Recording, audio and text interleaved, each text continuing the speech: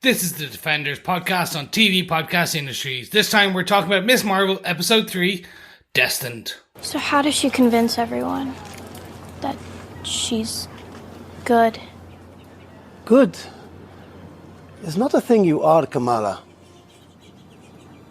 It is a thing you do.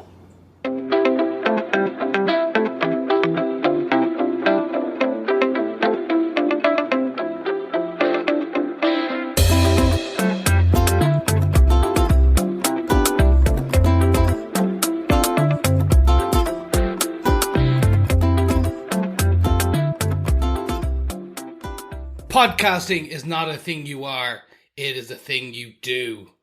Yes, welcome to TV Podcast Industries. More specifically, the Defenders podcast on TV Podcast Industries. And we are talking about Ms. Marvel, Episode 3, Destined. Much like it is written in the stars or in the multiverse or in an alternate universe, that there are three podcasters that come together to discuss Marvel shows or Marvel TV shows on Disney Plus on TV Podcast Industries. Yes, it was written in the stars and it is happening now. I am Chris and I'm bringing together the triumphant trifecta of podcasters because I'm finally back and I actually could manage my timetable to get in and discuss this. Yes, I am Chris and I am joined by my illustrious co-hosts. Yes, absolutely. A different lineup every episode so far. I'm one of your hosts, Derek. I've been here all the time. Yes, you have. And hello there, fellow defenders. I'm one of your other hosts, the third one, John. There you go. Yes. There you go. I guess to do a bit of counting there. I know, I had to do brain counting. Yeah, it's kind of fun. We're on the third episode and we've had 5 hosts so far on the show. We've had Adrian and Lucas for the first episode, myself and John for the second episode, and now we've got Chris, myself and John for the third episode. So it's kind of cool to get all the different opinions of all of the fellow defenders. Yes, it's fun to be here. It is fun to discuss this. And oh my God, I am going to spoil everything because I'm going to spoil my thoughts because it's a fun show to discuss because it's a fun show to watch. Yes, it is. There you go. And it's it's the kind of show I'm really enjoying watching along with all the other stuff. There's lots of serious stuff out in the world. There's lots of serious shows that we cover on our podcast. And it's really nice to see a show like Ms. Marvel that's bring a lot of fun to the world. This one a little bit more serious than the other episodes. A lot of exposition in this episode, but they were still such a lot of fun in this one. I really, really enjoyed it. Yeah, no, agree. It's just a well written, well shot, well acted show. And even I bring it in, even the style or the palette choices and the kind of even CGI overlays, the decisions there are just fantastic. Like seeing her text messages pop up in different ways as they talk about this very teen-based comedy. Because that's what, up until she gets powers, it's a teen-based comedy set in the Marvel Cinematic Universe. Absolutely. And I'm like, I'm down for this. Yeah, yeah. And much better than a sitcom. It's all based around the actual character of Kamala Khan being quite a funny character. Just in herself. She seems like a lot of fun and she has a lot of fun with her friends. So it's working really well for me. Yes. So if you want to hear those other 2 initial episodes, you want to hear our thoughts on that, make sure you head on over to tvpodcastindustries.com and listen to episode 1 and episode 2 and then come back for this. But if you've already listened to those and you want to roll in with us to episode 3, you can do that too. But also make sure you send feedback on your thoughts for the whole series to feedback@tvpodcastindustries.com. But we're going to dive straight in with the spoilerific chat. So Derek, do you want to tell us who gave us what with the episode details? Absolutely, yeah. Executive producers for the series are Kevin Feige, Louis D'Esposito, Victoria Alonso, Bisha and Arbi and Fallah. As they like to be known, the 2 other directors of the series. Head writer for the series is Bisha. We spoke about her a number of times before. British Pakistani stand-up comedian and screenwriter overrunning the show or show running the show. This episode itself was directed by Meera Menon, an Indian-American director who has directed episodes of The Walking Dead and Titans, and we spoke about her before because she directed an episode of Marvel's The Punisher on Netflix. A very different Marvel series. Definitely, yeah. One I'd probably not recommend to the entire audience of Marvel, unlike Miss Marvel, but great to have Meera Menon on board for this one. Definitely. Good stuff. Now, this one had lots of writers on it, and I think we'll probably get into the reasons why. The episode itself, the story was written by Freddy Syborn, and he wrote the teleplay for the episode with AC Bradley and Matthew Chauncey. We've spoken about them many times before because AC Bradley was the lead writer on Marvel's What If, and Matthew Chauncey also wrote many of the episodes of What If as well. So both of them on board, lending their experience on, I suppose, the overall universe of Marvel to Freddy Syborn's story for the episode. Worked on a lot of British TV. Freddy Syborn, as a British writer, worked on Killing Eve, Sex Education, and 3 full seasons of Bad Education with Jack Whitehall, a very funny comedy set in school. So I was actually about to say we can't hold that against him. Really? Did you not like he does that? great stuff here. No, I'm not a fan of Bad Education or Jack Whitehall. Wow. But, well, hey, look, that's fine because like it is much like a smorgasbord, a charcuterie board of food. You can pick and choose content that you like. absolutely. Well, if you didn't like Jack Whitehall in Bad Education, I'd highly recommend him on Good Omens, a show that we also covered on TV Podcast Industries. He's quite central in that show as well. So check him out on there. He's very good, and I really did enjoy Bad Education. Lots of fun in there. John, do you want to tell us what they gave us with your synopsis for episode 3 of Miss Marvel, Destined? Sure. After narrowly escaping capture by the Department of Damage Control, Kamala has been brought back to Kamran's house with his mum, Najma, and their housemates Aadam, Saleem, and Fariha. They were able to find Kamala because her use of Nani's bangle tapped into mystical energy known as Noor, or light. This energy comes from the Noor dimension, a dimension that Najma and her companions have been trying to get back to for a long time after they were exiled. The group is sometimes known as the Clandestine in their dimension, but also go by the name Djinn, and Kamala has the same power inside her. Even though the Djinn have been part of Kamala's childhood nightmares, she asks Bruno to help her activate her bangle to open the gateway for the Djinn. But after some research using Dr. Selvig's papers on interdimensional travel, he tells Kamala that the energy required makes it too dangerous. If you help them go home, some things might go boom. However, unwilling to wait for her to find a safe way to help them, the Djinn attack Kamala and her brother Amir's wedding. With the help of Kamran and Bruno, Kamala distracts and defends against the Djinn long enough for them to be arrested by the Department of Damage Control. But during the battle, Najma connected with the bangle and Kamala sees a train coming towards her. But she's not the only one who sees this vision. Her nani in Pakistan also saw it, and calls for Kamala and her mum to travel to her home in Karachi. Ooh, we might be on the road in episode 4. Yeah. Very excited. Sounds like it, yeah. I'm very excited about that. It sounds like travel program it'll turn into now. Be great. Well, yeah, but I kind of like the idea. We've been very focused on New Jersey in these episodes, a place we haven't seen very much in the MCU, and we certainly haven't seen Pakistan in the MCU. So that's quite fun to have them go abroad in an MCU show. Yeah, exactly. Very much so, and I think it's going to be a lot of our discussion points because potentially we might be going to other dimensions. Ooh, by the end of this season too. Maybe. So, gentlemen, let's jump into our top point for this episode. We're going to talk about our 3 marvelous moments per episode. The first marvelous moment, number 1. Yes, I said first and number 1 because it is that marvelous. Aisha and the Djinn. Yes, we get the breakdown of potentially the powers, that she's no longer human, she's basically half alien, multi-dimensional. She's got Djinn blood, yes, but also known as unseen blood, the clandestine blood, depending on many terms. So, guys, tell me, before I get into my thoughts, because I have some on this, what do you think? I loved that they brought this in so quickly. You know, we've had the kind of mentions of the history of India and Pakistan and how it formed, I suppose. In the past, we had the idea of this around the British occupation. And I love that those were all kind of dropped pieces of history of the characters that we have. What led them to be in America? What led their family to split apart the way they did?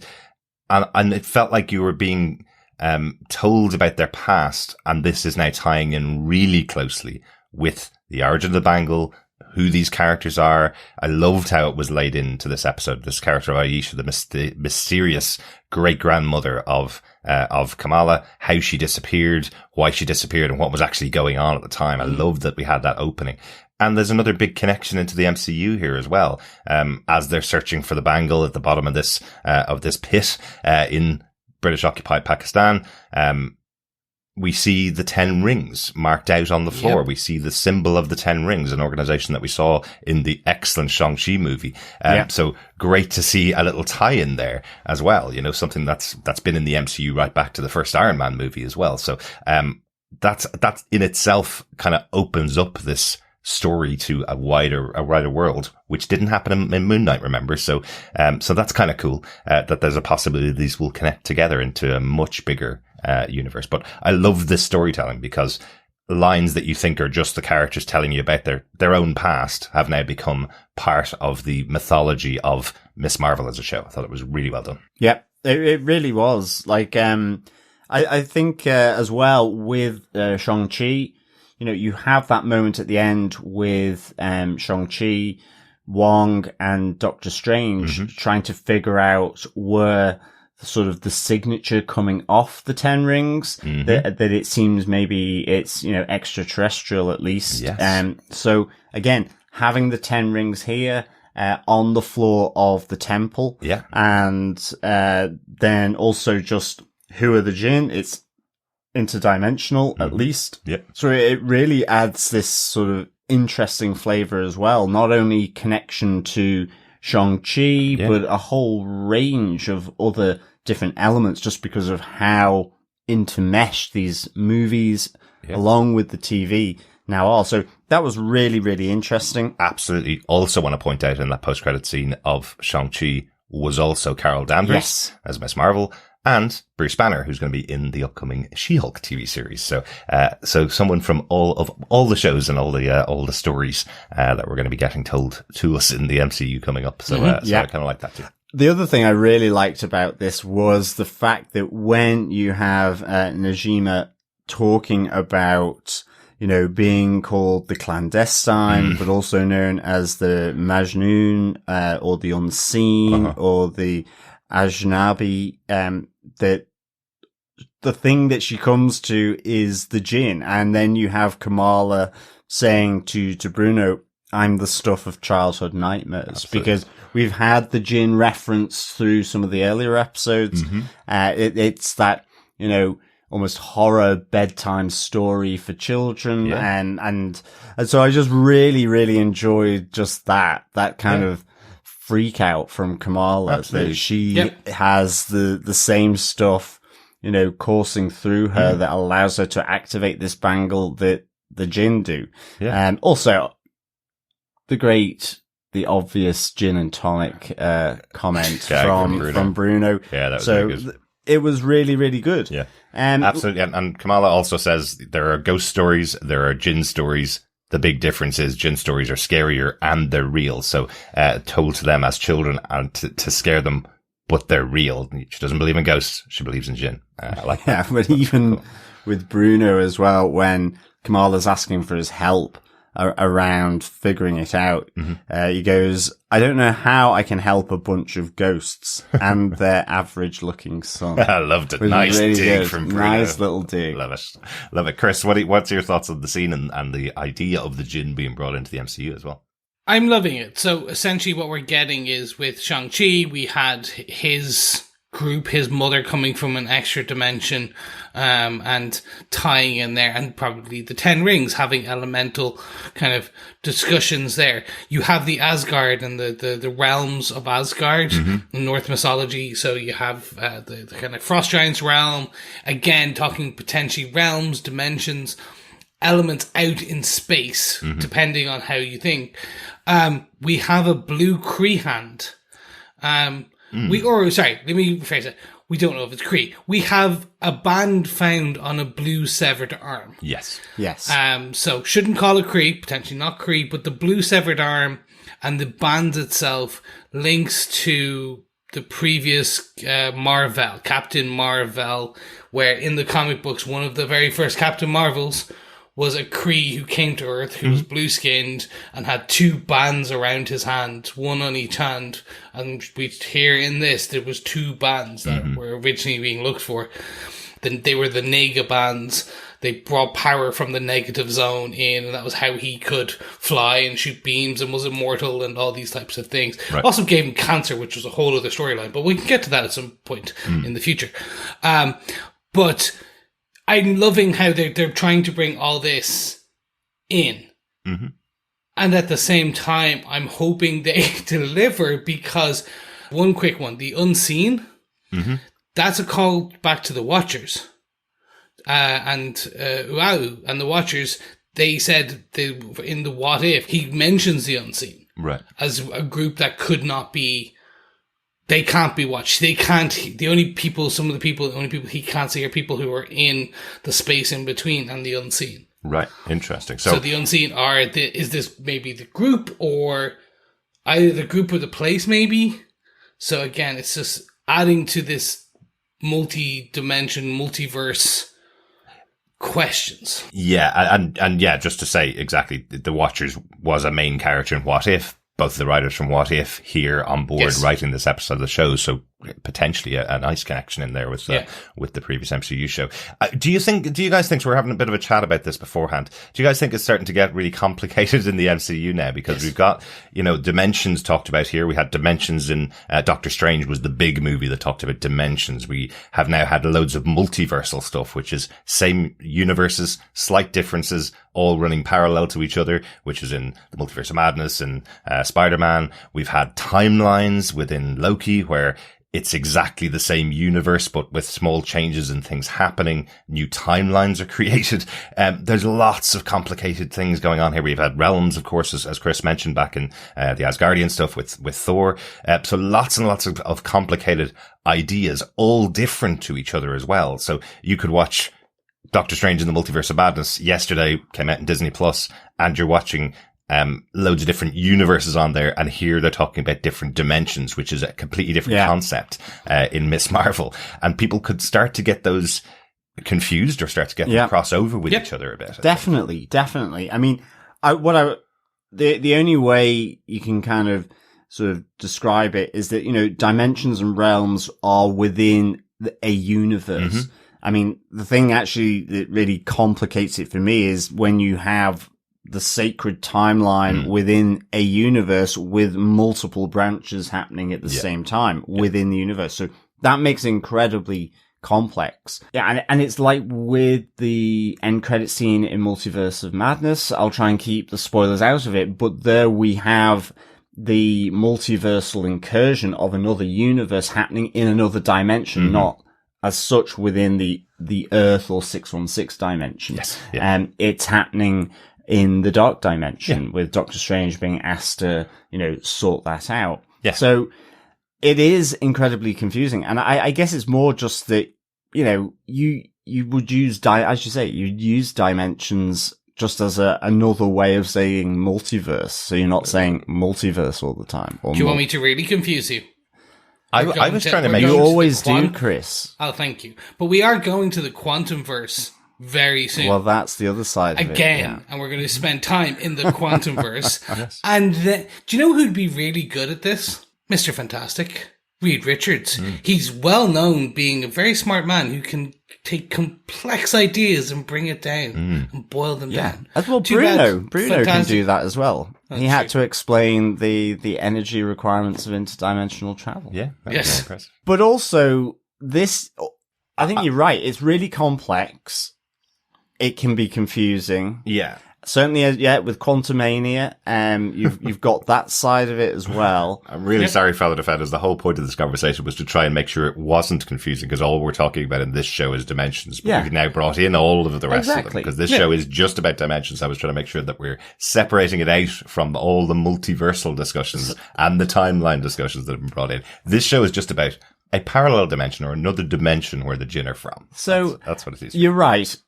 Ultimately, it's just a dimension. Yeah. But my additional point was, it makes me even more convinced the way the MCU will go is then to simplify this complexity with the incursions, with ultimately, and still using it as a theory with Doctor Doom and Secret Wars. Yeah. Oh no, that's what. Look, we're going to have a couple of things before, but that's the next big 10-year arc. Yeah, convinced. Bringing it back, bringing it all the way back. I want to call out one cool little thing and one little snippet using the Clandestine. Which is essentially they are a group from the comic books of super-powered individuals who are based on Aadam of the Destined, and a djinn. They were the kind of spawn of that. They were a family back from the 90s. They were immortal. Think the Eternals, but not the Eternals. But super-powered, each having a bit of a different power, all immortal, around for hundreds of thousands of years. Not really superheroes, but kind of occasionally threw into the kind of X-Men tie-ins because they were kind of like Inhumans, but not really. They were more kind of that type of thing, and they were kind of like an X-Men because they were a group of family. Yeah, it's weird, but it's such a random pull. And that's why I'm like, yeah, cool. The Marvel Universe has been around for 70, 80 odd years. And there's so many comic books. Like, you can start to pull these really interesting ideas out, slightly tweak them, and make them sit within the MCU. And it feels natural. Absolutely. Because that's the thing. And taking it back, boiling this all down, they made the Clandestine and the Unseen and the power of the djinn being from a slightly different dimension. And Kamala's powers being because she has blood from that realm. And basically why they need the band to get back via this flashback in. It all made sense. Yeah. And they drip-fed small bits about Pakistan and how they were from there and how they fled the British occupied areas. And then the train scene when she got her powers, and then like we saw her fall back into something with purple eyes. All of that. But they made it work because I understood. Okay, yes, probably I have a bit more room for understanding because of the comic books. But they're choosing a different. They're not making her an alien or anything like, or an Inhuman. They're making their own version, and it made complete sense in a 6-minute conversation. Less. Yeah, absolutely. And as you start to add these points together, which they'll do on the show itself, exactly as you said, Chris, she went effectively in that first episode. Now I'm guessing she went through the gateway that the djinn have been trying to find for this many centuries, or they say they've been there a century, from the conversation that Bruno has with Mr. Khan when Mr. Khan translates the Urdu description of what djinn are. It sounds much more like they were banished millennia ago almost. It sounds like they've been here a very long time fighting to get back to their original dimension. So I like how it's playing out. I like how they pulled it together, and it makes much more sense to connect it to this story of the Pakistani immigrants in the US. That it makes much more sense to bring in the djinn as being part of this because, as you say, it's been mentioned since the first episode, this idea of djinn being connected to their culture. Which I really like, very similar to the Egyptian culture being pulled in much tighter to the Moon Knight story than it was in the comic book series. So it's not, you say we have comic book knowledge. We absolutely do. We've read comic books, but none of this is the exact story taken from the comic books. And it's the right choice. Trying and shoehorn in the Inhumans to explain who Kamala Khan is in the MCU would have made a lot less sense than what they've actually done here in pulling in and recreating some of the stories and some of the origins.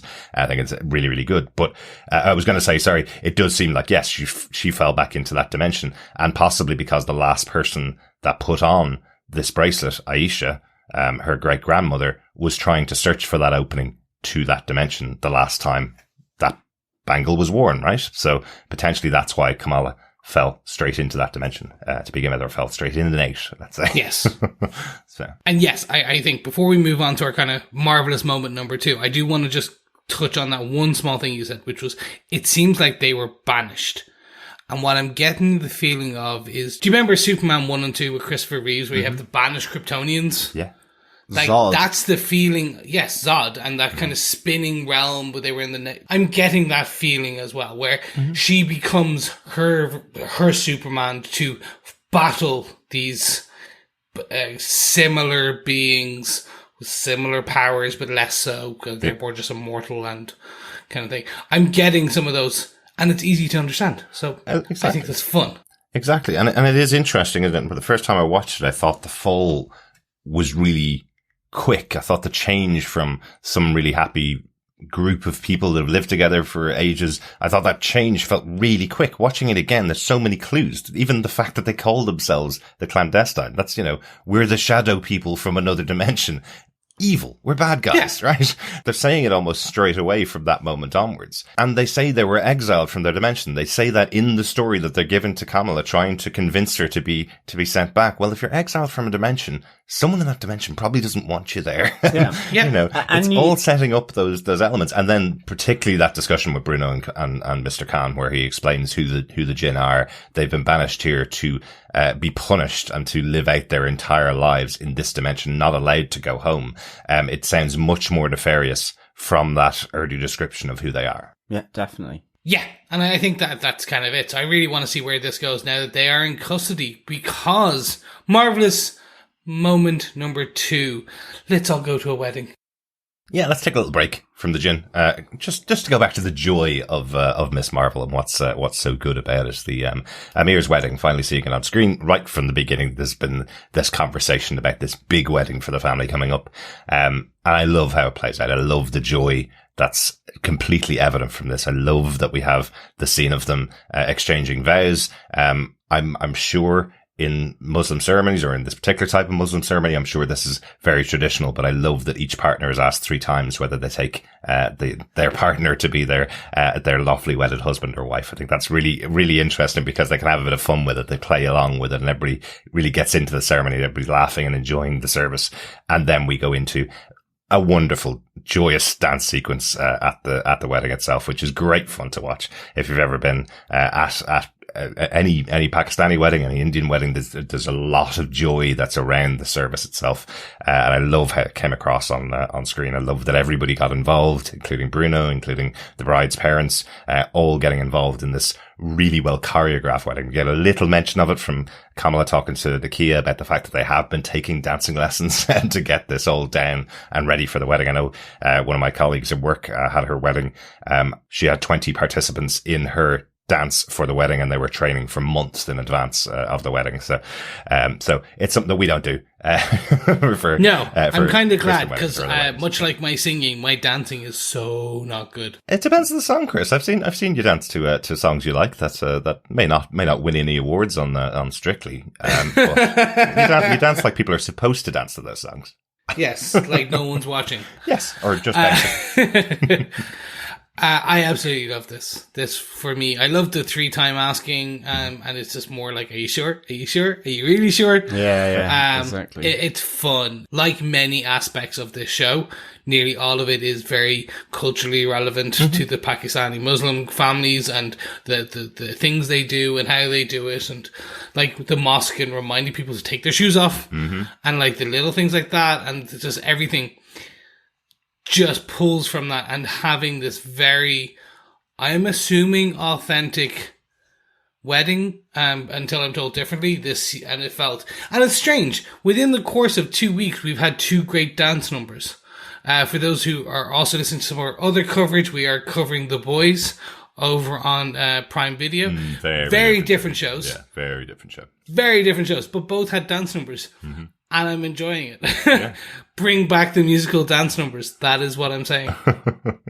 Good at watching them, not good at participating in them. Yes, exactly. This does give us some nice additional scenes where we have Kamala's father and her brother kind of having talks about courage, and Kamala listening, and that kind of impacting her viewpoints later. We have her scene with her mother in that lead up as well, with her scraped knee.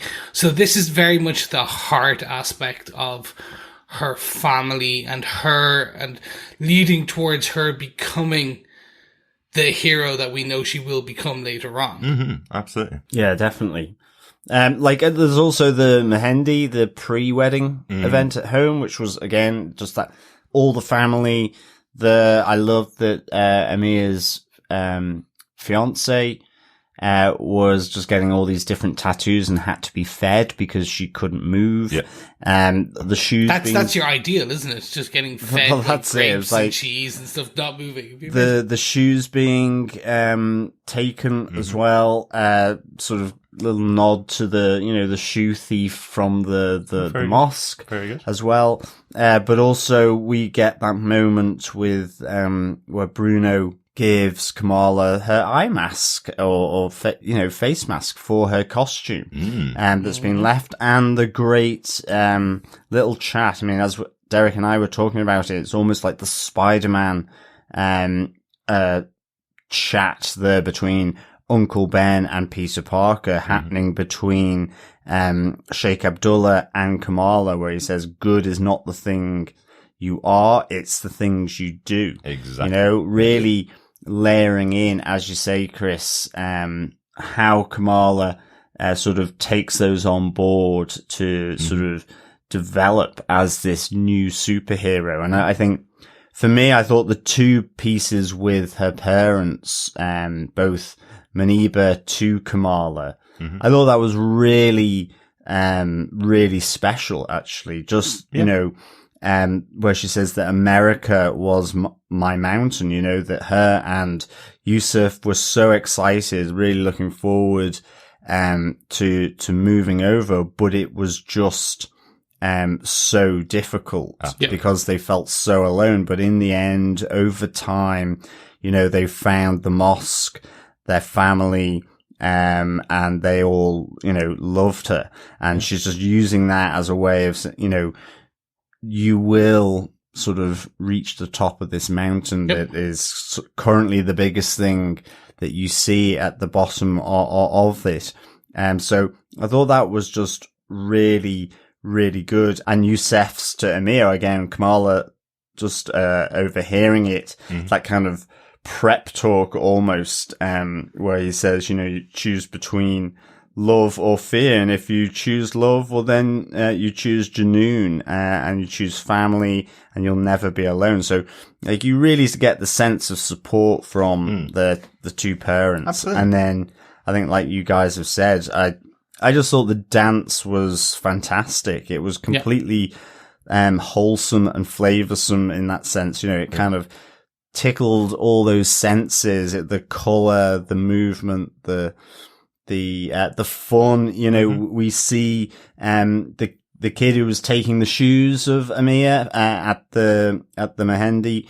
You see him with the mini Hulk suit that was supposed to be Kamala's, going to AvengerCon. That's right. Yeah. And I really just loved how Bruno just getting into the spirit of it. And of course, then you have, Brown Jovi sort of kick in, and the joke that, they also do bar mitzvahs and Diwali as well. Everything. So they basically do everything. So we really, really loved this whole sequence around the wedding, the pre-wedding, and the whole thing, where family is coming together at the wedding, and just how that impacted Kamala, I thought was really good. Yeah.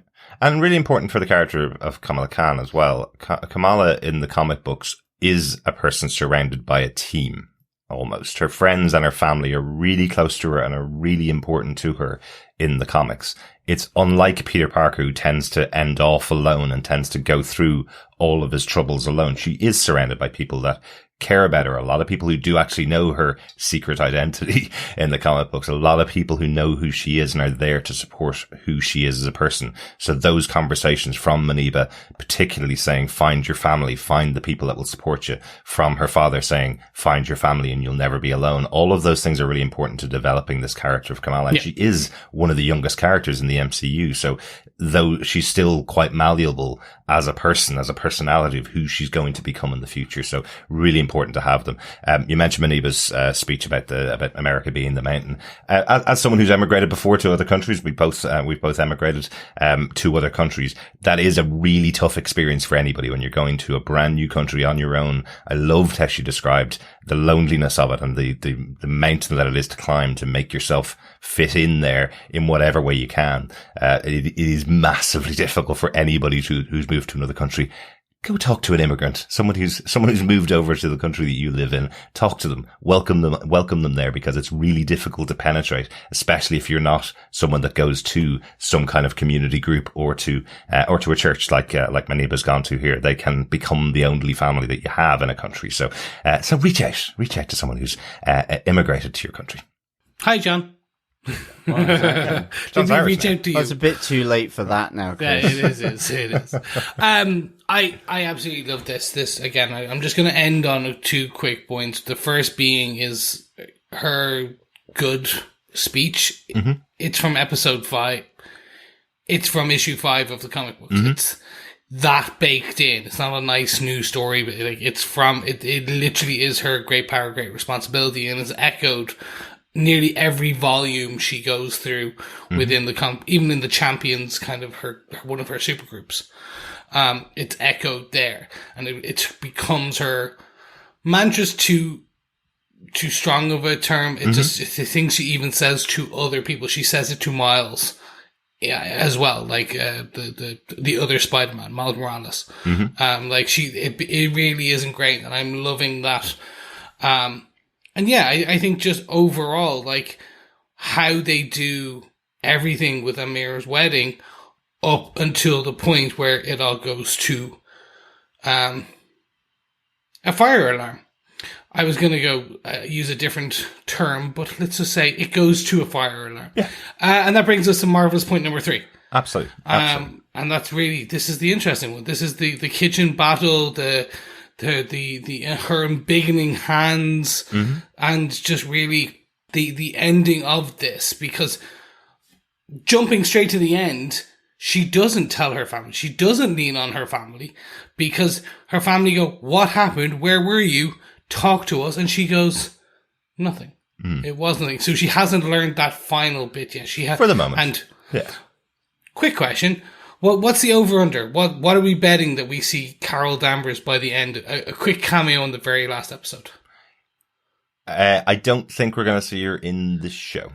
Not even an end credit scene? Unless the end credit scene is part of something for the Marvels, which was filmed or has been filmed, which is entirely possible. The post-credit scene could be the trailer for Marvels. That's entirely possible. Yeah. I don't think we see Carol Danvers walk onto set and do a scene with Kamala in here, unless it's something directly linked to Marvel. So I think it might be post-credit, but I don't think it's going to get us there. I think we have a lot to cover in the show itself, and I think they like to keep those a bit more separated, that we've seen anyway from the MCU shows that we've seen on Disney so far. But who knows? They have filmed together. I was imagining a Carol Danvers flying outside her window at the end going, "Hi, can we talk? I see you're calling yourself Miss Marvel," or something like that. And then it's fate. But that's your thing. And then that leads you into the Marvels. Yeah. That still feels like post-credit. Oh, yes. 100% post-credit. I think by the end of the season. Yeah. But let's bring it back to the kitchen battle. Like the fight scenes, this whole aspect. What did you guys think? First, really quick one. I hated how this started. Kamran running in at the exact moment that Bruno was finally going to get his slow dance with Kamala and going, "I need to talk to you right now, this very second." Oh my God, just give it 2 more minutes for them to have at least a slow dance before he goes off to Caltech. Oh, what are you doing, man? But that was my initial point. John, what did you think of the? I loved this fight sequence. Certainly to Bon Jovi, thought that was really good. It was certainly sort of the rhythm of it was to the music in the kitchen, which was really nice. I thought it was really quirky. Some great bits of tension. It almost felt a little bit like Jurassic Park with the raptors coming into the kitchen with Kamala hiding around the corners and so on. I thought the exact same thing. Literally that scene where you have one of the team walking between the kitchen cabinet. She's hiding just down one And I was like, oh, that's Jurassic Park. That's 100% what that was a homage to. So it was really good. I love that.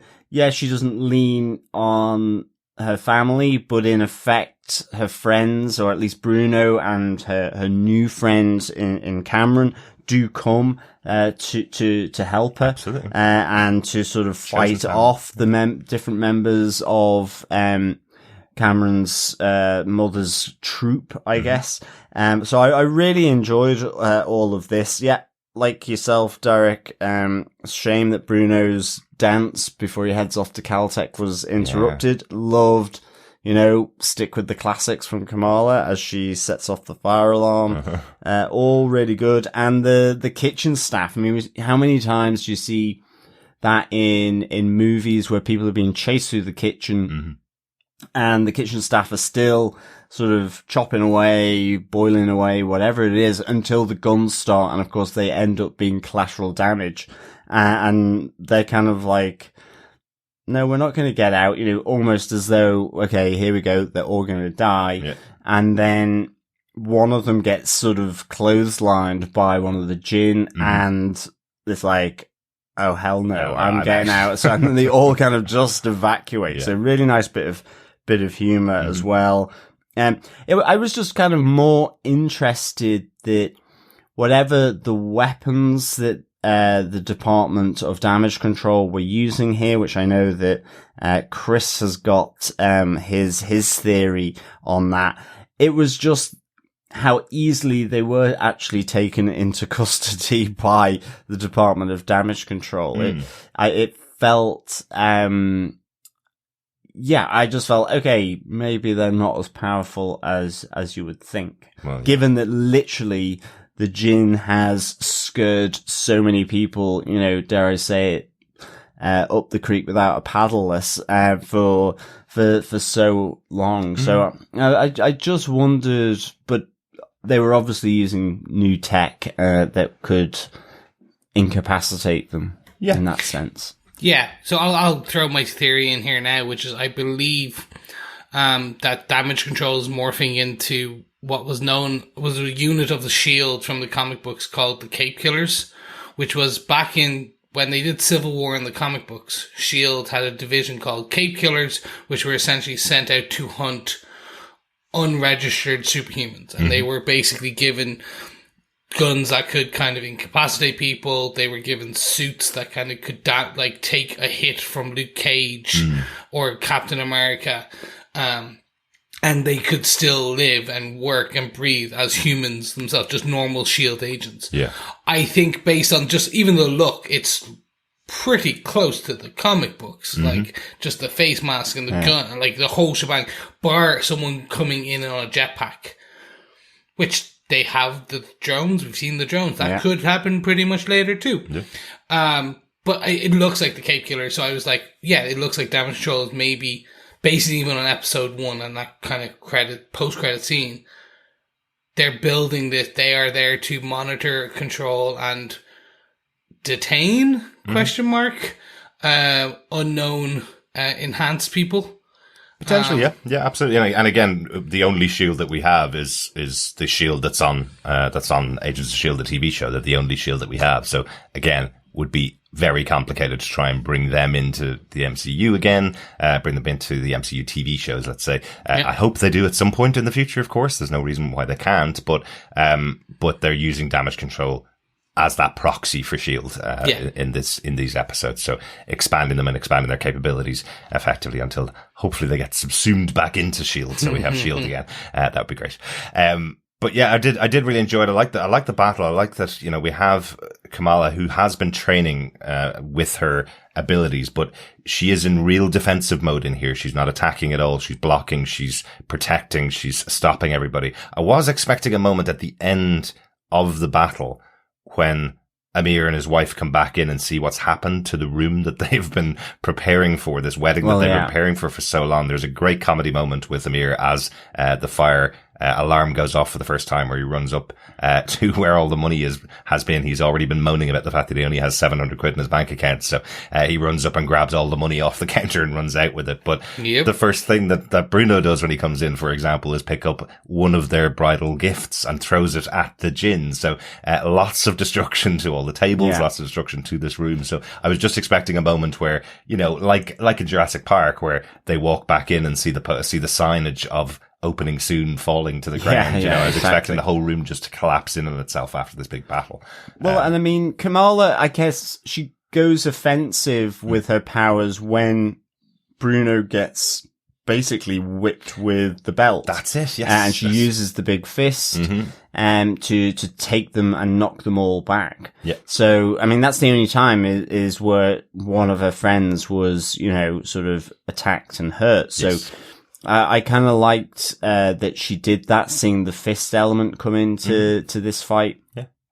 I kind of wondered, I'm guessing it was just a belt ultimately, but it seemed really long, the belt. So I wondered if it was a special belt. So it was a weapon. It was, exactly. It was his. So with Bruno holding his hand, you know, not feeling too good, I was like, they're going, okay, is that just because, he's been hit with a belt really hard, or is there something else because of their powers? It felt like each one of them produced a weapon at the point when they were attacking Kamala, all powered in some way by the Noor, creating a weapon in some cases, or revealing a weapon in other cases. But they all seem to be powered. They all seem to have their own... Well, at least his pants didn't fall down when he took his belt off. Exactly. That would have been hilarious. That's his other Noor power, is to keep his pants up when he takes off his belt.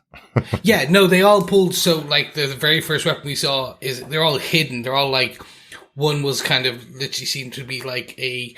Well, one was a spear, I guess. The spear came out of nowhere, and so did the mace. Kind of like he took out a small kind of cylindrical kind of rod, and then it just kind of like transformed. Yeah. The belt was kind of around his waist. He took it off, and then it became this massive whip, like extended out. Exactly. So is it something that they can touch something? Because I mean, ultimately, Kamran's mum picked up a frying pan. So that was only to scare Kamala. Yes. That was so she didn't have anything. She didn't pull out a weapon at that point. But I'm guessing it's something similarly to Kamala using her powers to create these hard light shapes, whatever shape she wants to.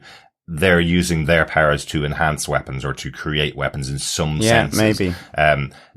To pull something out of midair, effectively.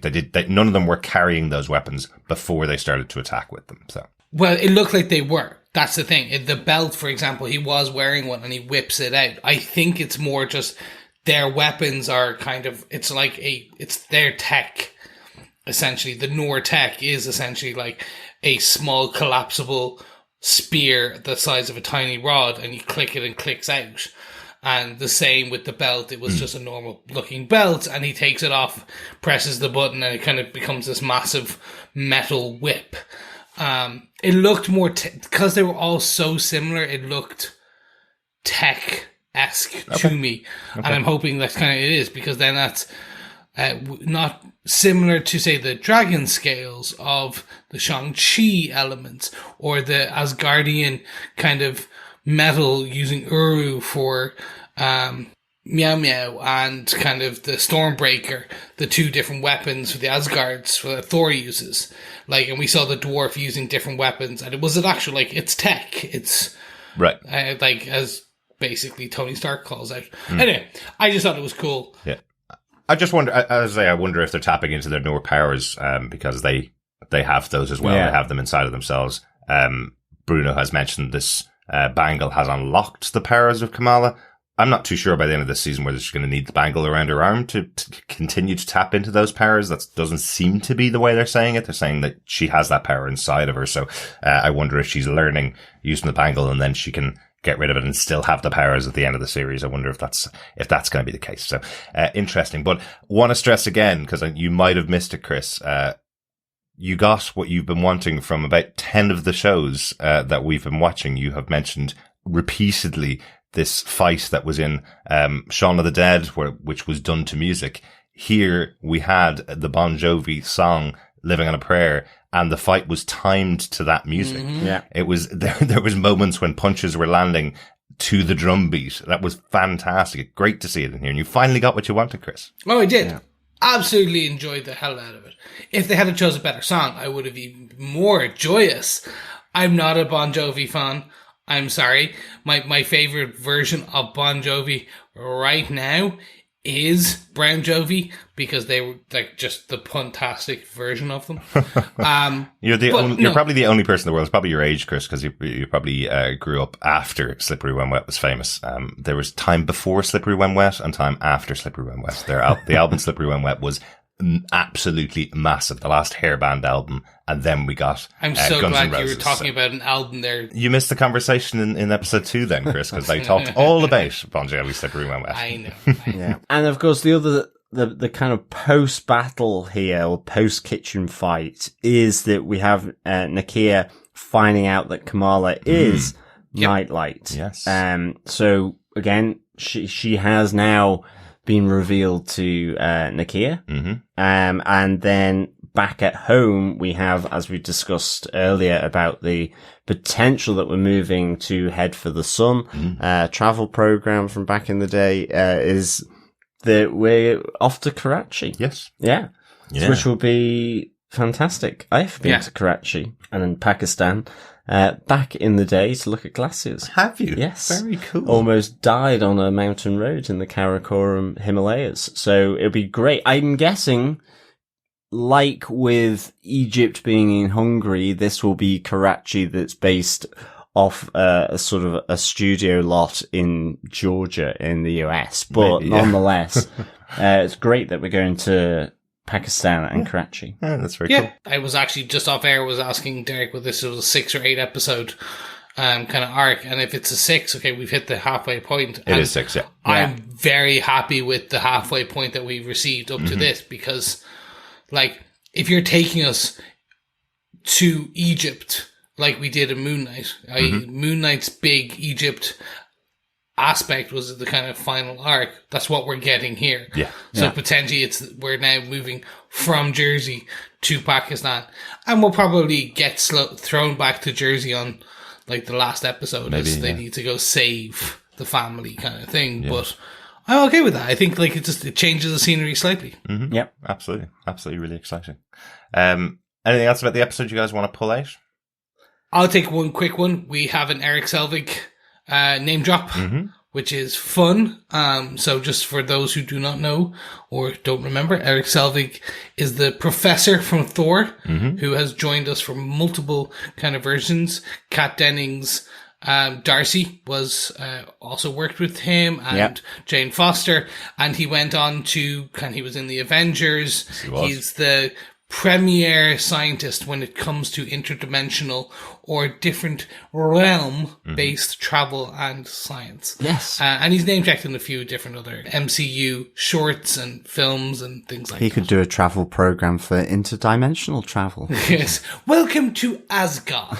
Here, today, we're going to see then next. Oh, look, Hercules. We're on Mount Olympia. Oh, there's Thor naked. If you've yet to see the Love and Thunder trailer, you will know what I'm talking about. Well, Dr. Eric Selvig was the last naked member of the cast of Thor in Thor 2: The Dark World. He did get naked in that movie, so yes, he's a kindred spirit there with Thor. Good stuff. Anything else, John, from the episode you want to call it? Just two things. I think there were some really good lines in this. We've mentioned about the good is not a thing you are, it's a thing you do. I love the little cute line from Kamala to Nakia as she sort of body flops face first into Kamala's bed, and she goes, "What's wrong, Squishy?" I thought that was cute. That's very cute. And the other line I love that she calls her after Nakia says that she's gotten on the board. She goes, "Dude," and Nakia goes, "Bro." Back exactly. to each other as they're really good. Congratulations. Like such a great use of language, but just the cuteness, the affection there in calling, her best friend Squishy. Yeah. And then I just loved Kamala's deadpan to Bruno, where she says, you know when you've fallen off a drone and fallen off a van and banged your knee and you don't feel it till later, you know, then that was just a nice little moment. Yeah. Or was it to Mom, I think, Maniba? Yeah. It's Bruno. It was to Bruno. It was to Bruno, because he's the only one that knows that she's been chased down by damage she wouldn't control. say that to her mother. Yes. Indeed. Yeah. Yet. But I really like that because, again, you don't get to see very many superheroes licking their wounds afterwards. And I love that she gets her mom to put a plaster on as well. Yes. So that's really cute. It's really cute. One serious moment in the episode that I don't think we've talked about is Nakia's discussion effectively about a government agency coming into a mosque and asking them to, as good Muslims, to report bad Muslims, and Nakia saying that this is something that really damages the relationship. You know, we've heard that description of Maniba saying that this is her family. This is the only way she was able to find her way into America. This difficult mountain to climb, this creation of community that they have, the Illuminantes, you know, how close this group is as a union of people, and having this government agency coming in and going, report on your neighbors, report on your friends, report on your family to us, is a really disruptive thing for the community. I liked how it was played here from Nakia, this idea that I loved it, yeah. You're not a good Muslim if you don't report your neighbors. It's a great way of stuffing it to them. Yeah. So I thought that scene was really great with Sheikh Abdullah and Nakia basically questioning Agent Diva and her goons that come in, you know, no respect taking off, no taking off of the shoes, you know, it's just that other target on our backs. And like you say, the idea of a good or bad Muslim, it's like, anyone that, you know, they're good or bad, you know, what does that mean? It comes so loaded. Yeah, so, exactly. Yeah, exactly. As Nakia says, is it because you saw her coming into a mosque? Is it because it's a member of our community? You know, is that why this is so important to you to get us to report them? Exactly. So, yeah, that was a really good, strong point in a really good episode. Yeah, I'll quickly call out for me, Iman Vanali, who plays Kamala, and Yasmin, who plays Nakia, and Bruno, like all of them, Matt, I'm getting strong Tom Holland and Zendaya vibes, where over the course of those three Spider-Man films, and kind of Civil War and all that, like, we really got to know the character of Peter Parker that Tom Holland brings, and how, and basically to the point where we became so, like, we loved them so much, and we kind of really bonded with these version of the characters. I'm getting those same young actor style with loads of potential. Yeah. With these actors who are playing Kamala Khan and Nakia and all that, because the quick kind of bro dude that you guys mentioned, that kind of is that fun part, that is that kind of, but then also the serious moments and the like standing up where it is bringing serious themes in. So I do think by the end of these less than let's say 5 hour plus kind of movie. That will be quite similar to, say, the overall Spider-Man kind of appearance. And I'm like, oh, I think we'll be bonded enough with these characters as well. Absolutely. It's really funny that you mentioned that, because Matt Lintz, who plays Bruno in the show, was just interviewed this week and did say that he was in the running, in the final running for the role of Peter Parker in Civil War when Peter Parker was first cast, which is really interesting considering Matt Lintz is 21 years old right now. Tom Holland's 26 years old right now, so 5 years younger than Tom Holland. That could have been our Peter Parker. And I think there's definitely elements of, I love him in this role. I love him as the really smart, techie guy, who's pining after, the woman that he loves, and she's paying him no mind. That's another version of Peter Parker, definitely, that we could have seen in the MCU. Love Tom Holland to bits. Absolutely love his version of Peter Parker. And it feels like they just went a different way, by casting, Tom Holland. But it would have been interesting. I see why they're bringing, Matt Lintz on board here. He's great in the role and really good to see him. He, as I mentioned before, was in, Walking Dead for quite a long time. So I've known him for a couple of years as an actor, but I think he's really playing a great role in here in Miss Marvel. Good stuff. Yeah, good stuff. Exactly. I do think the reason that they didn't put him in is because we would have seen a kid getting knocked around. But anyway, I don't think that's how we'll see it. We've got Tom Holland's head. But gentlemen, Tom Holland is not in this show. No, he's not. So we are going to close out our thoughts after all those notes, and I will ask, do you defend Miss Marvel episode 3, Destined, Derek? Definitely defend this episode. I'm loving this series. As I said before, it's a great, refreshing show to watch every week, and this was so joyous with the wedding and gave us a really good context and exposition about who the bad guys are, where the power comes from. I really like that, and I really like where it's setting us up to go for the rest of the season. Really, really enjoyable. My initial criticism of the episode, and watched it the first time, was that twist of this lovely new group of people that Kamala met. Then suddenly the next day they're attacking her wedding, going to kill everybody in the room. Just suddenly felt like it came out of nowhere. It felt like you needed a little scene of one of them acting a little bit evil, because they all felt like really nice characters, really lovely people, all playful with each other. And then suddenly it was like, right, no, can't wait anymore. We're walking down to this wedding to kill everybody. But when you watch it the second time and see all the clues and hints that they are bad guys, which I probably should have picked up on the first time, once you see them all and get them all put together, it all makes sense. And I think it was a really good episode of the show. Well, I think it was even a surprise for Kamran, to be honest. You know, you didn't realize they were going to be that evil. Yeah. Like, as he says, you knew this would be dangerous, you know, because he's like with Kamala, it's like, it could be dangerous. Yeah. She needs more time. Like, he's fine with that. Mm-hmm. Yeah. His mother ain't. That's true. Exactly. Johners, do you defend this episode of Miss Marvel? Yeah, I really do defend this episode of Miss Marvel. I give it 4.5 gin and tonics. That's gin with a D, out of 5. Nice. You really want to go to the gin dimension, don't you? Yeah. That'd be awesome. Whether I'd return from the gin dimension is another matter entirely. And that's the last we ever saw. Exactly. Yeah. Or whether I return alive from the gin dimension. Or sober. Or sober, yes, exactly. But I absolutely loving this series. Mm-hmm. I think, you know, those key leads of Kamala, Bruno, and Nakia are absolutely fantastic. Mm-hmm. I love the whole picture of their family around and their community around this family, around Kamala. It feels really upbeat, but it feels natural. It still feels like they're going through issues and challenges like we saw with the Department of Damage Control arriving at the mosque. That kind of challenge. The challenge personally for Kamala and for Amir with on the wedding day, and we see just how, you know, fantastic just the little talks from the mother and the father. Really good, you know, really good action. Loved the fight scene through the kitchen. You know, it's just bubbly, the whole thing, and I don't just mean in a happy way, but everything just fizzes along really nicely.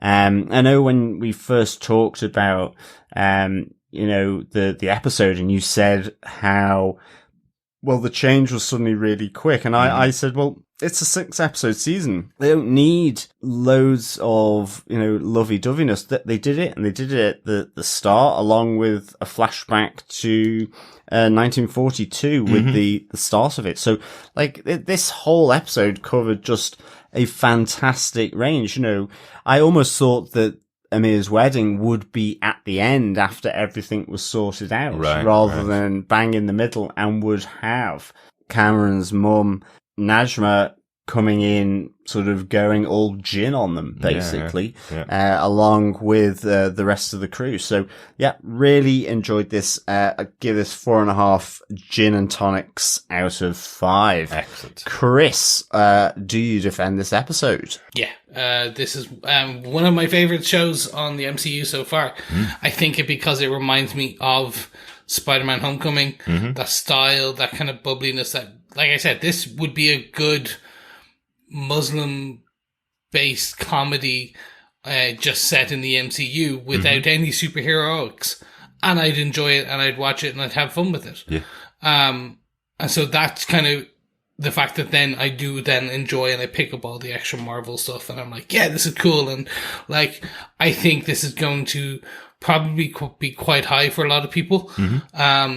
those who watch it. I think for some people, they're kind of like, oh, there's another girl. Isn't that the girl from Doctor Strange? I think there's some of that happening out in the universe, but that's just the universe. Really? But overall, I think like with any of that kind of criticism, we'll just ignore people like that. They clearly have no idea what they're talking about. Exactly. But no, I absolutely love this. I enjoy the hell out of it, and I'm really looking forward to the final kind of 3 episodes. Mm-hmm. Excellent.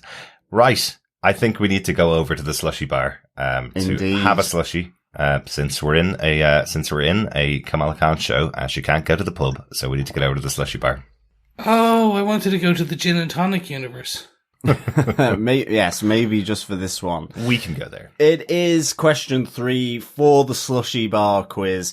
And this episode's question is, what is Mr. Khan's special synthetic treat? But he told Bruno not to tell anybody, John. Well, we're going to expose him. Yusef, you will be exposed on Miss Marvel's slushy bar quiz. I love it. Do you want to give the question one more time? Yes. Question is, what is Mr. Khan's special synthetic treat? We all have them.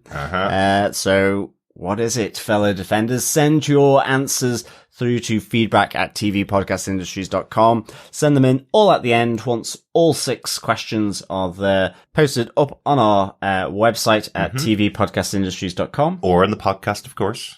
You pick them up earlier on the podcast. Exactly. I usually don't get them up on the website as quickly as I should. So listen to the podcast and you'll get each of the questions as we go. And send in your answers for the possibility of winning a load of Miss Marvel goodies when we do our wrap-up episode. Absolutely. Yes. Well, gentlemen, before we head on over to hear what some of our fellow defenders have thought about this show, I just want to say this episode of TV Podcast Industries is brought to you by our supporters on Patreon, including Marianne Morris. Thank you so much, Marianne. Thanks, Marianne. Yeah, great stuff, Marianne. Thank you. Yes, you too can be like Marianne, and you can support us on any monthly amount over on patreon.com/TV Podcast Industries. Or if you'd like to support us with a one-off donation, you can do that too by popping on over to buymeacoffee.com/TVPI, where you can buy us a coffee. Keep our editor-in-chief in caffeinated modes. But we understand, of course, that not everyone has that ability. You can also support us by subscribing to the podcast, sharing it with your friends, sharing it with your babbies, sharing it with your mammies, your nannies, your grannies, your aunt grandies, your huge families who are over for a wedding. Make sure they're all listening to it in the background of your wedding celebrations, because remember, sharing the podcast is what, John? Sharing the love. Absolutely. And a huge thank you to everybody who's been sharing the podcast. We're up in the top 20s in the US and in the UK for after shows for podcasts. So thank you so much to all of you who are listening to our coverage of both The Boys and of Miss Marvel as well. So I know they're very different shows, but thanks so much for listening along with us. Yes, thank you so much.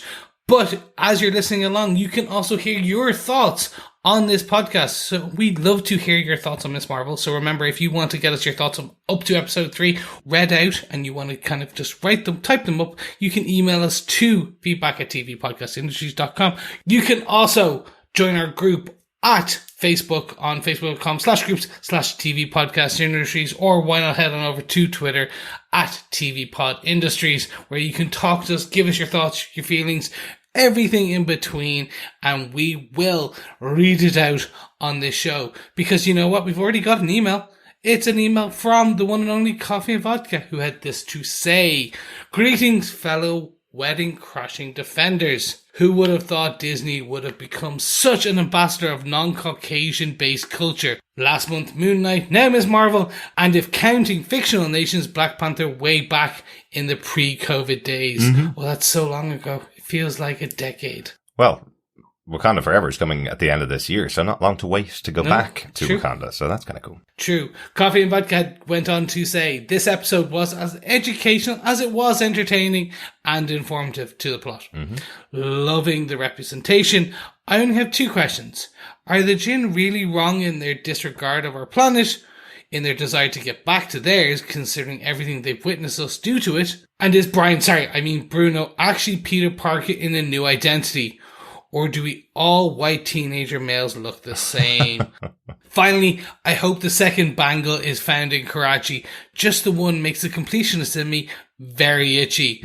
5 damage control agents, Kree carcasses, and train spottings out of 5. Coffee and vodka.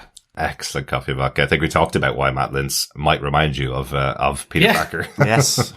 That's kind of interesting.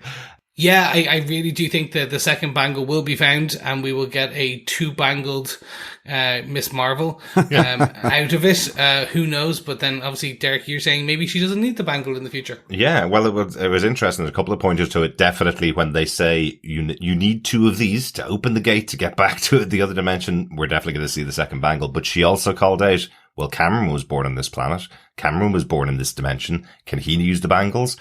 So I think we're going to see Kamran put those bangles on to help there might be a little bit of a team up there. And of course, speaking of bangles, I keep thinking of the great 90s pop group as well. I hate to tell you because it always makes you feel old, John. 80s pop group. It was 80s. Okay, well, I listened to them in the 90s, shall we say?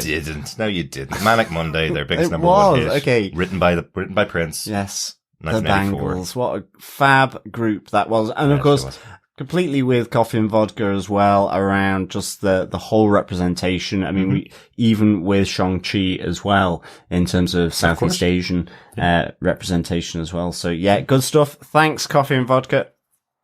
Yes, thank you so much, Coffee and Vodka. Absolutely. Jerry sent us an email. He says, hey guys, again, the show is fine. We have villains now, the djinns. Djinns, Kree, Skrull, are they from the negative zone? I mentioned the negative zone because the name drops some possible Fantastic Four possibilities. Wedding stuff was great in this episode, learning about the cultural differences. I think her mother knows more than she's letting on as well. Fight scenes were serviceable. Again, the show is for a different demographic. I will still watch to see where this mystery is going. How will Kamala get to Pakistan? Last week's show was light like lemonade. This week, a root beer float. Jerry in Niceville. Excellent stuff, Jerry. There's definitely stuff to enjoy, at least, I think, in the episode. I'm glad you're picking out and enjoying the bits that you find interesting. Exactly. And just think, if you get a squishy or a slushy this next week, like basically all the sugar put in it, just remember that episode with the pixie dust in The Simpsons. You can just kind of sugar high yourself into the final 2. Yeah, exactly. And it's really good that, that fellow defenders are learning and seeing the culture as well, as both Jerry and Coffee and Vodka. I mean, I know that's same for me in terms of seeing the dance sequence. It was just like fantastic. And I think that was why I just really connected with Bruno, where he joins in and is just so up for it. Yeah. Really, really good. It kind of took me back a little bit as well to in secondary school. Okay. It was an Indian belly dancer. And so yes, when I think it was like second year in secondary school, suddenly had to start doing sort of belly dancing. We're all like going, okay, what's going on here? But ultimately, by the end of it, everyone got into it with the teacher, which was this Indian lady with her, all the different, clothes and bangles and jewelry that she was wearing. It was really, really good. Yeah. Really exciting stuff. Yeah, absolutely. Not that I can remember any of my belly dancing techniques, to be honest. I tend to do more dancing whilst falling asleep standing up now. The John B, as it's been named. Yes, that's true. Excellent stuff. Yes. Thanks so much, Jerry. Yeah, thanks, Jerry. And John Daniel says, holy moly, just the theme music should have warned me this was a heavier episode. At first I thought it was going to be a flashback orientated episode, but I was pleased that it jumped to Kamala present day. I was hoping it would be a training montage with Kamran's mum, revealing everything the bangle can do, and then it focused on culture and family in such a delightful way. Then the bombshells. The djinn and the Department of Damage Control are the big bads. ? Kamran actually cares about Kamala. and Brown Jovi. I loved the fight scene in the banquet hall. We got to see the big fist that, being completely new to Miss Marvel, I've only seen on all the comic frames online. I was dying for Kamala to be able to be honest with her family, but I guess she couldn't. We'll see if Kamala's mum goes to Karachi with her. I love this show. John from Chicago. Thank you so much, John. Yeah, it's interesting. Are the djinn bad guys or just misunderstood? A bit like Coffee and Vodka saying there. You know, I love the fact that Kamala says it. You know, these have been the stuff of nightmares for her as a child. It's so ingrained. These stories, this folklore that have been passed down. I mean, even we see with Youssef when speaking to Bruno, he goes, "I haven't heard that one before."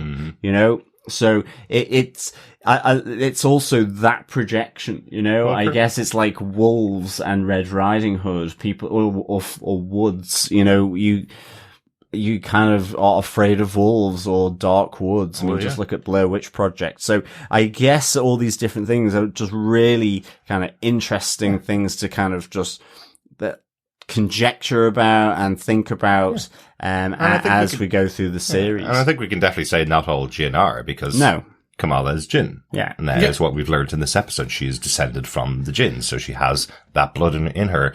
Kamran descended from djinn and has the blood inside him. They both seem like good people. But if this group, which it seems to be, is the djinn that has been banished to Earth from another dimension, it's likely that they are. That group is a bad group of djinn. As for the DODC, the Department of Damage Control, and whether they're the big bads or not, they walked in here and saved a whole group of people at a wedding from an attack that was happening on them. I wonder if that is the twist here, that they aren't bad people. They did do some very stupid things walking into the mosque at the beginning of the episode, trying to find Kamala. But the way they went in and saved everybody by using their weapons, taking them out, they may be like S.H.I.E.L.D., let's say, as we've said before. Yeah. And I really hope antagonists, I think is the word I'm looking for. Yes. I really hope that Muniba, Kamala's mum, goes to Karachi with Kamala as well. I think that would be really good, because I just thought that little talk in this episode,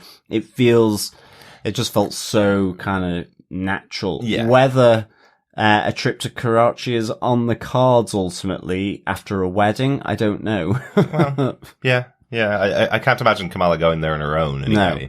I wonder if that's the impetus for them to go there. If Kamala shares her story with her mother, as was mentioned in the feedback, maybe Muniba knows a lot more than she's saying. So I think once they connect on the story and actually tell the truth and be honest with each other, maybe they develop a much better relationship together, and then they go back to visit Nana. Absolutely. Maybe her mum has the second bangle. Potentially, yeah. That could be it. Like, we don't even need to go Karachi. She's like, oh, we went all this way just for, I have it in my back pocket.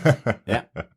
But that's great stuff, John. I like yourself. Also loving this show. So yeah, good stuff. Thank you. Yes, thank you so much, John. Over on Facebook, Brandy Elise Anderson had this to say. I have to start off by saying that this episode helps me see a different side of how smart this show is with its Scott Pilgrim type visual effects. I didn't even really notice the lockout until Kamala was texting with Kamran, and it was just normal text bubbles. And it made perfect sense to me because Kamala is more grounded in reality in this episode. So the visual effects that we see through her eyes are more grounded in reality. And that made me realise this represents more of Kamala's real life as she starts to fantasize less, like a coming-of-age story. Also, did I see 10 ring symbols? Yes, you did. I thought the Kree at first when I saw the severed arm, but then once I found out that the djinn, I went, oh, genie. Ah, yes. And then the bangle, and the fact that there had to be a second one besides my need for a symmetrical look. Did I imagine waves going on behind Kamala when she was talking to Kamran's mother? And a Dr. Selvig name drop. Thanks, Brandy. Yeah, I didn't really see the waves when you're talking about it. The waves I did see was when Kamran's mother and Kamala were kind of there, and the train, the illusion or the vision of the train was coming to them, and they were holding the bangle. I saw that, but I didn't see it earlier on. So maybe there was two elements of just kind of a blink and you'll miss it piece. But thanks for all your feedback on this one anyway. Yeah, absolutely, Brandy. Some really, really good feedback there. Do you think we're going to get Will Smith's genie as being in a flashback now, getting his arm severed off wearing the bangle? I hope not. Just one-handed, just a one-armed kind of Will Smith walking around. He can't slap anyone then. I really hope He's not. only slapped them once. There you go. Thanks so much, Brandy. Yeah, thanks, Brandy. Dr. Bob Phillips sent in his thoughts about the episode. He says, have to say, I keep on being open-mouthed by just how much this show is embedded in the world of a second-generation immigrant hero living her authentic, semi-interdimensional existence. I nearly wept at the recitation of God is Great, previously misaligned with only evil terrorists in TV shows and movies, and the bold call-out of the split and self-police approach, which is a lever of oppression. Also noticeable that while cute English accent boy Kamran isn't a baddie, the British occupying forces, not a thing we've seen enough on UK telly, certainly were destructive with their willful burning of the sacred space and looting. Excellent, Dr. Bob. Yeah, one of the things that is really present in the show, whether it's in the background or really central to the story, is the implications of what's going on for this Muslim family and this Muslim community and their connection to Pakistan and what's going on. So I really like that that's all in there for you to see, or you can watch the overarching fun of the episode with Kamala and what's going on with her and her friends. But they are delving into all of those elements in small ways and big ways. It's really good. Yeah, really good stuff. Dr. Bob, completely agree with you as well that the notion of showing sort of what British Empire did, in the countries that it was, it wasn't just railway lines, but it was a lot of, divide and conquer and whatever else, a lot of violence. So yeah, really good stuff. Next up, Banshee's origin story in Ireland, featuring the British Empire. Well, exactly.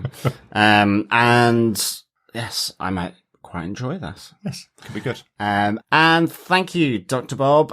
Finally, Saleem Akisla says, the family content continues to be astounding. They got me again this week when the mum was talking about adjusting to life in the US. That said, I'm glad we started getting into the superhero part of the story. I've had problems with the pacing of just about every D+ Marvel show other than WandaVision, because they start so slow and then rush to a finish.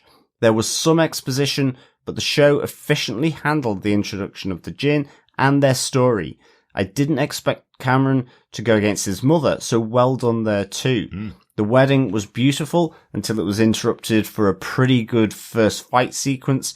Brown Jovi was hilarious. Loved the singer plugging every cultural event he could think of, and then going into Living on a Prayer was a great touch.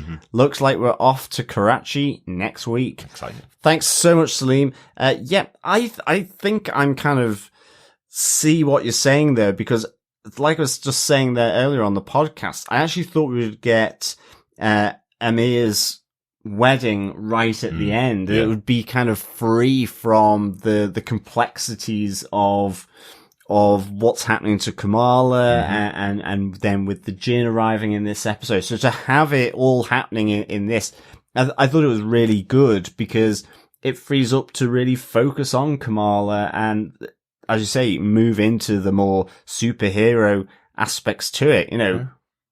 Whose is the blue arm? Is it another genie, as we would see from Walt Disney? Is it a Kree? I mean, and I know it's in what is now Pakistan as opposed to India, but a lot of the different gods from, say, certainly Hindu would have blue skin. And I think even from Moon Knight, I think the ancient Egyptian sort of half dead, half zombie, sort of priest that would have pulled out the lungs out through the nose and stuff during embalming. Like that they had a touch of blue. I think they would ceremonial sort of put different paints and colours on their skin. So this is reminding me of conversations that were going on when Agents of S.H.I.E.L.D. had a blue-skinned alien mentioned in an episode, and everybody was trying to work out what's the possibilities. Exactly. There's thousands of blue-skinned characters within the Marvel universe, and within the even the Irish used to paint their skin blue, I think. I don't know. I think you might be thinking of the Scottish and Braveheart there, John. Okay, the Celts then, more widely. Yeah. Well, Yeah, we could take the Celts. yeah. Blue is an easy enough colour to create. It's a pastel colour.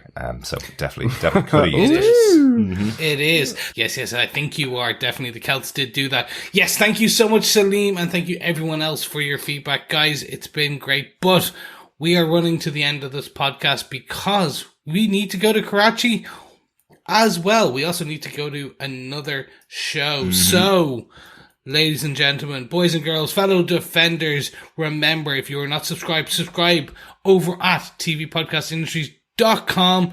Yes, and don't forget as well, over at patreon.com/tvpodcastindustries, you can support us, or you can just head on to Apple Podcasts or any other podcast catcher and all those ones and subscribe, leave us a review, go to Spotify and do 5 stars, because you know what, that really does help as well.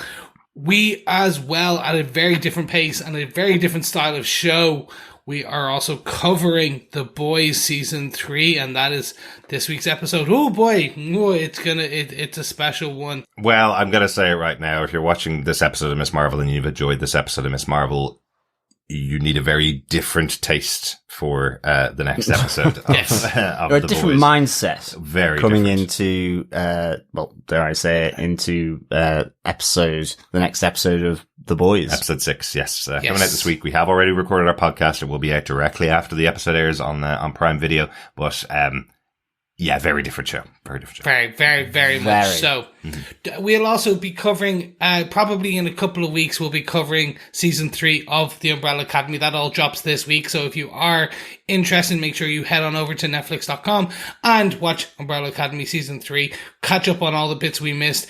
Let us know your thoughts for each and every individual episode, or just what you thought of the overall season. And when we cover it in a couple of weeks, there's just a lot on, we will make sure that we get your feedback in there. Yeah, we can say we watched the first 4 episodes of Umbrella Academy before it came out, and it's really good. Really enjoying the season. It's fantastic. great. Looking forward to talking about it, but there's no point in talking about all 3 shows in the same week. Way too much going on at the moment, and then we'll suddenly have a gap, a dead zone where nothing's happening between 2 shows. Or a negative zone, Or a if negative you zone, will. Exactly. We only do positive zones on TV Podcast Industries. Yes, so let us know your thoughts on the Umbrella Academy season 3. We will be back for The Boys. We'll be also back for the next episode of Miss Marvel next week. There you have it. We have come to the end of this podcast. Thank you so much for listening, and we'll speak to you again soon. Absolutely. Speak to you again next time. Bye. Yeah, thanks so much, fellow defenders. Great chatting with you. Remember, keep watching, keep listening, and keep defending. Bye. Bye.